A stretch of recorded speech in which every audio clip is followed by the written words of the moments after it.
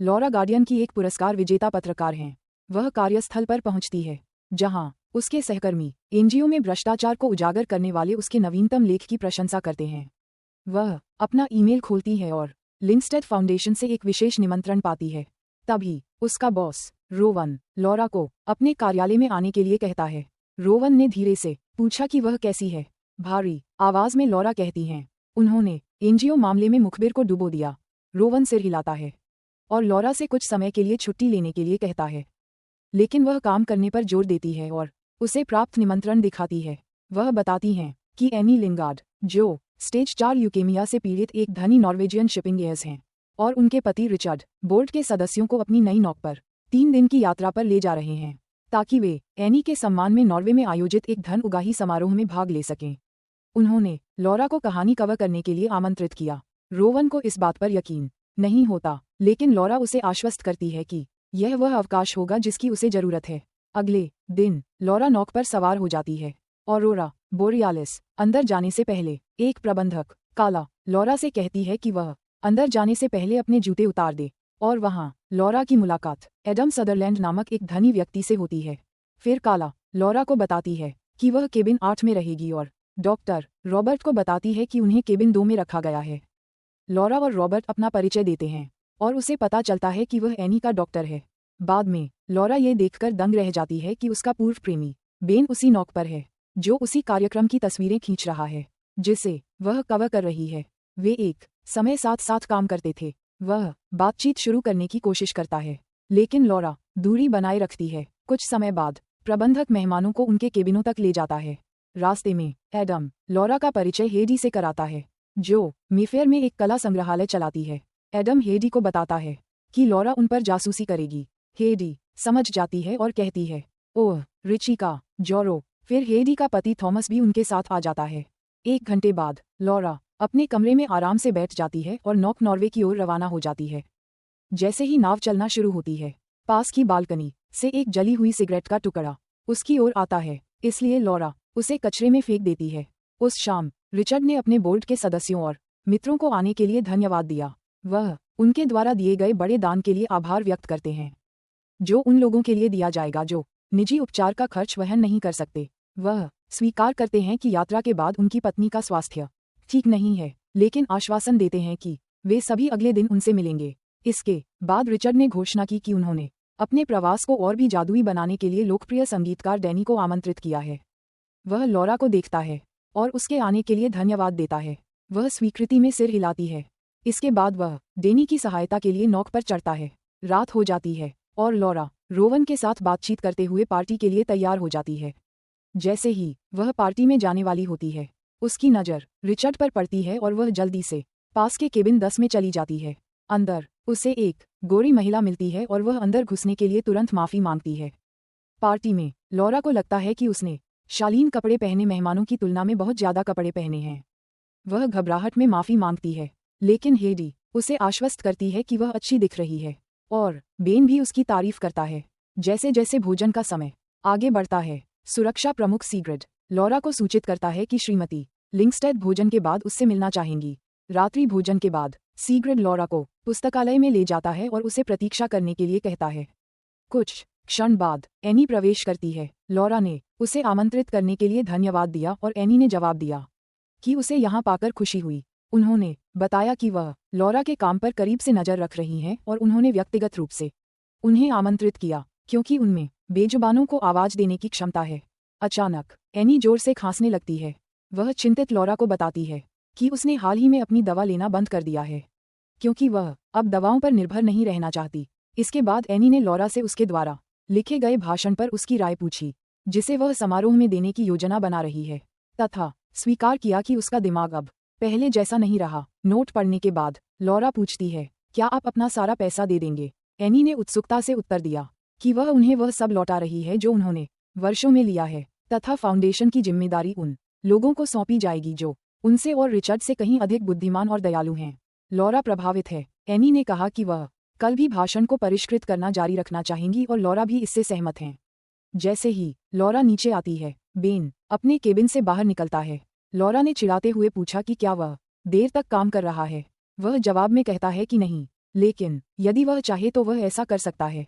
Laura ने उससे कहा कि वह एक ही गलती दोबारा नहीं दोहराती, बल्कि उसने स्वीकार किया, तुमने एक अच्छी गलती की। बेन ने लॉरा से माफी मांगते हुए कहा, मुझे खेद है कि मैं अंत में एक बेवकूफ था। वह बस मुस्कुराती है। उस रात बाद में लॉरा एक बुरे सपने से अचानक जाग जाती है। वह पास में एक तेज आवाज सुनती है। बालकनी में बाहर निकलते ही उसे छपाके की आवाज सुनाई देती है और वह एक महिला को पानी में तैरते हुए देखती है। तभी उसे कांच के डिवाइडर पर खून से सना हथेली का निशान दिखाई देता है। लॉरा तुरंत काला को सूचित करती है और मेडे कॉल की घोषणा कर दी जाती है। सीक्रेट पूछती है कि उसने पानी में किसे देखा। लॉरा जवाब देती है, मुझे नहीं पता, यह केवल 1 सेकंड के लिए था। मुझे लगता है कि यह केबिन 10 में बगल वाली गोरी महिला है। काला ये सुनिश्चित करने के लिए हर कमरे की जांच करती है कि सभी मेहमान मौजूद हैं और वास्तव में हर किसी का हिसाब रखा गया है। अंततः ये खबर रिचर्ड तक पहुंचती है, जो नीचे आता है, जबकि लॉरा एक बार फिर बताती है कि क्या हुआ था, जैसे कि वह केबिन 10 में पहले कैसे गोरी महिला से मिली थी। कप्तान बीच में टोकते हुए कहता है कि केबिन 10 में कोई भी मेहमान नहीं रुक रहा है, क्योंकि जिस व्यक्ति के आने का कार्यक्रम था उसने 2 दिन पहले ही रद्द कर दिया था। लॉरा ने कांच पर लगे खून का उल्लेख किया, लेकिन अब ऐसा लगता है कि वह गायब हो गया है। वह ये भी बताती है कि महिला पहले भी धूम्रपान कर रही थी और जब वह कचरे की बाल्टी देखती है तो वह खाली मिलती है। काला बताती हैं कि वे प्रत्येक कमरे की बाल्टियां हर 2 दिन में खाली कर देते हैं। कप्तान ने खोज बंद कर दी, जिससे लॉरा को निराशा हुई और केबिन 10 को बंद कर दिया गया। अगले दिन लॉरा रिचर्ड के पास जाती है और उसके दल से मिलने के लिए कहती है ताकि पता चल सके कि जो गोरी महिला उसने देखी थी क्या वह उनमें से एक हो सकती है। रिचर्ड ने सहमति दे दी। लॉरा चालक दल की जांच करती है, लेकिन उसे वह महिला नहीं मिलती जिसे वह ढूंढ रही थी। निराश होकर वह पुस्तकालय में जाती है और एनी से पूछती है कि क्या वे कल वाली बातचीत जारी रख सकते हैं, लेकिन एनी बताती है कि वह आराम करना चाहती है क्योंकि उसकी दवा ने उसे थका दिया है। बाद में लॉरा बेन के सामने अपनी निराशा प्रकट करती है और कहती है कि हर कोई सोचता है कि वह पागल है। वह बताती है कि उसने वास्तव में उस गोरी महिला से बात की थी। एक विचार आया। वह तस्वीरों की जांच करने के लिए बेन का लैपटॉप लेती है और तर्क देती है कि यदि वह महिला नौक पर आई थी तो उसकी भी तस्वीर ली गई होगी। जैसे ही वह आगे बढ़ती है, बेन उसे बताता है कि तस्वीरें नाव की नहीं हैं, लेकिन वह खोजती रहती है और अंततः उस महिला को ढूंढ लेती है।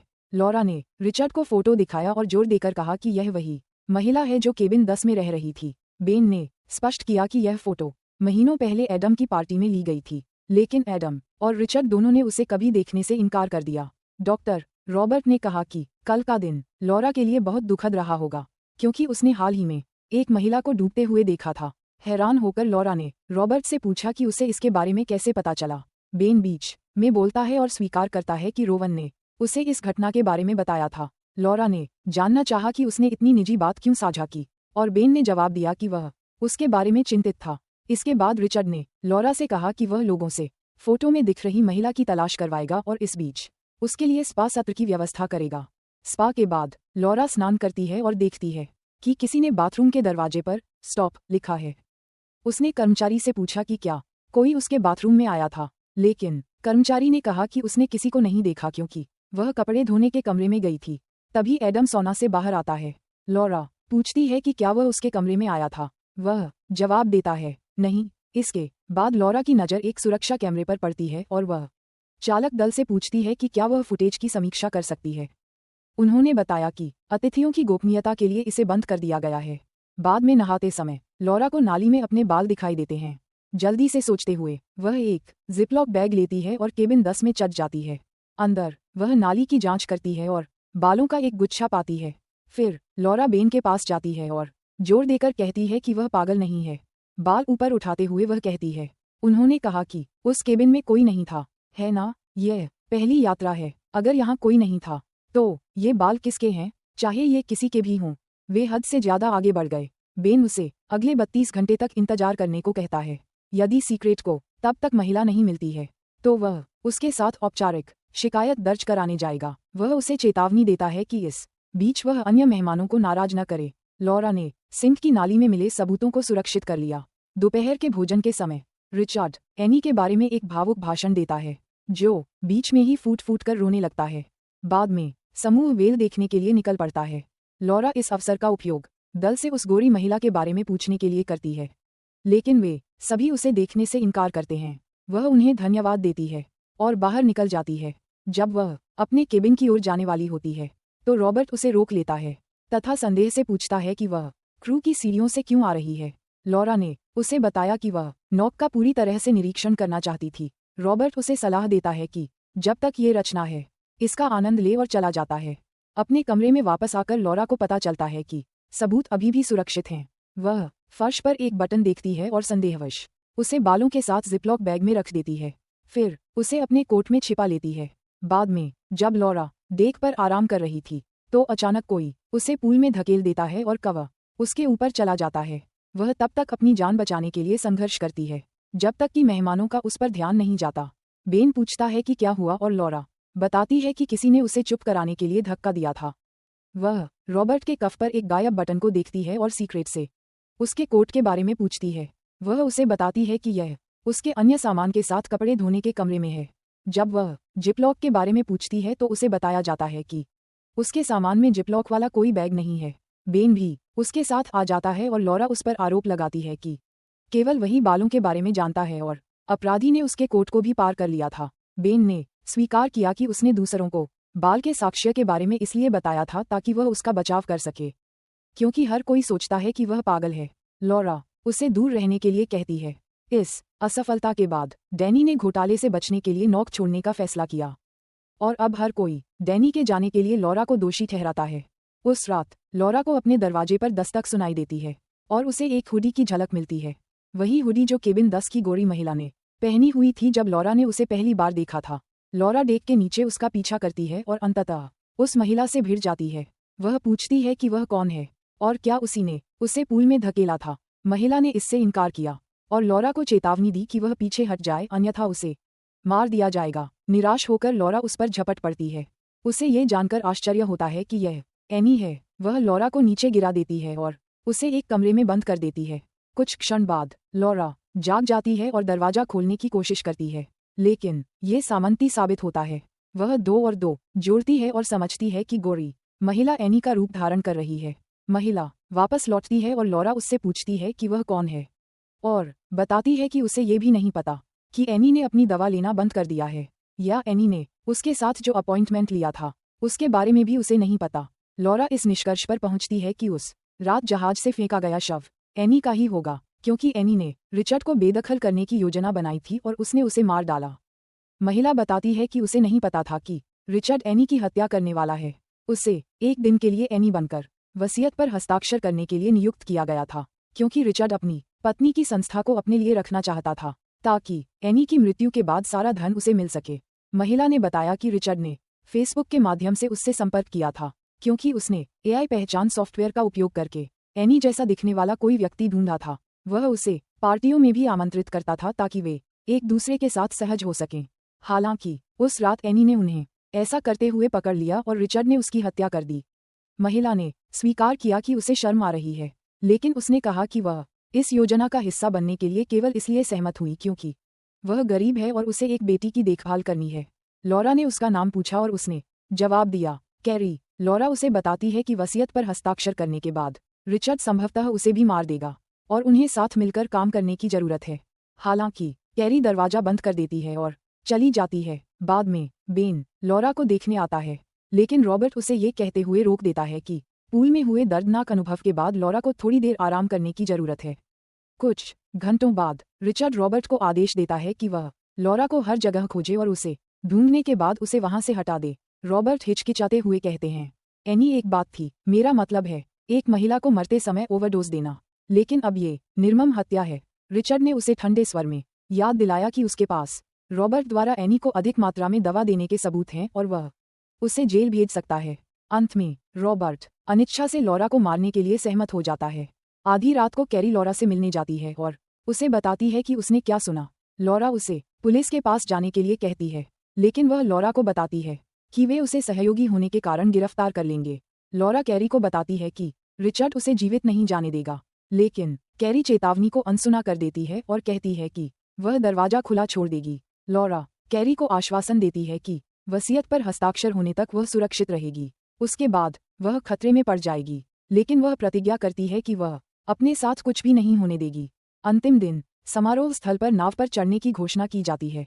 बेन केबिन 8 में रुकता है, लेकिन काला उसे बताती है कि रॉबर्ट ने लॉरा को एक शामक दवा दी थी। जैसे ही मेहमान नाव पर चढ़ते हैं, बेन पीछे हट जाता है और लॉरा के साथ रहने का निर्णय लेता है। इस बीच लॉरा चुपके से बाहर निकलती है, पुस्तकालय में प्रवेश करती है और एनी का भाषण पुनः प्राप्त करती है। वह मदद के लिए पुकारने की कोशिश करती है, लेकिन रॉबर्ट उसे एक सिरिंज पकड़े हुए पाता है। लॉरा भागती है, गलियारे में 2 आदमी उसका पीछा करते हैं और वह घिर जाती है। सौभाग्य से बेन उसे बचाने के लिए आता है, लेकिन रॉबर्ट उसकी गर्दन में सिरिंज घोंप देता है। बेन लॉरा को भागने के लिए कहता है, लेकिन रॉबर्ट उसे रोक लेता है। अंतिम संघर्ष में बेन रॉबर्ट का गला घोंटने में सफल हो जाता है, लेकिन कुछ ही क्षणों बाद उसकी मृत्यु हो जाती है। लॉरा नौक से कूद जाती है और तैरकर निकटतम किनारे पर पहुंच जाती है तथा एक छोटे से केबिन में शरण लेती है। इस बीच रॉबर्ट रिचर्ड को बताता है कि बेन लॉरा की रक्षा करते हुए मारा गया। उन्होंने ये भी स्वीकार किया कि लॉरा पानी में कूद गई थी और संभवतः ठंड में उसकी मौत हो जाएगी। रिचर्ड उसे आदेश देता है कि वह समारोह के बाद कैरी से छुटकारा पा ले। बाद में कैरी वसीयत पर हस्ताक्षर कर देती है तथा अपने हृदय परिवर्तन से वकीलों को आश्चर्यचकित कर देती है। लॉरा अंततः समारोह स्थल पर पहुंचती है और सीग्रिड उसे देख लेता है। वह उसे बताती है कि एनी जीवित नहीं है और कोई उसका रूप धारण कर रहा है। लॉरा ने खुलासा किया कि उस रात जो महिला पानी में गिर गई थी वह एनी थी, जिसे रिचर्ड ने उसे बेदखल करने की कोशिश के लिए मार डाला था। लॉरा ने एनी द्वारा लिखा गया भाषण सीक्रेट को सौंप दिया। उस शाम जब रिचर्ड अपना भाषण दे रहा था, लॉरा ने माइक्रोफोन छीनकर बीच में ही भाषण रोक दिया। रिचर्ड सुरक्षाकर्मियों को उसे हिरासत में लेने का आदेश देता है, लेकिन कैरी उन्हें आदेश देती है कि वे लॉरा को बोलने दें। लॉरा मेहमानों को बताती है कि यह वही भाषण है जो एनी आज रात को देना चाहती थी और वह इसे पढ़ना शुरू कर देती है। पत्र में बताया गया है कि कैसे एनी चाहती थी कि उसकी संपत्ति लिंस्टेड फाउंडेशन में स्थानांतरित कर दी जाए और उसका नियंत्रण एक स्वतंत्र पार्टी के पास हो। जब रिचर्ड लॉरा को बोलने से रोकने का अंतिम प्रयास करता है, तो कैरी उससे कहती है कि वह उसे बोलने दे। हताश होकर रिचर्ड ने खुलासा किया कि यह असली एनी नहीं है। वह एक चाकू पकड़ता है और सभी को पीछे हटने को कहता है। कैरी को चारे के रूप में इस्तेमाल करते हुए वह स्पीडबोट की ओर भाग जाता है। सीक्रेट दूर से उस पर गोली चलाता है और लॉरा उसे मार गिराती है तथा कैरी को बचा लेती है। कुछ ही देर बाद पुलिस घटनास्थल पर पहुंचती है। कुछ दिनों बाद लॉरा ने अपना लेख प्रकाशित किया। एनी को वह मिल गया जो वह चाहती थी। रिचर्ड के साथ ही सलाखों के पीछे पहुंच जाते हैं और बेन का बलिदान सच्चाई को उजागर करने में मदद करता है। लॉरा कैरी के साथ भी संपर्क में रहती है।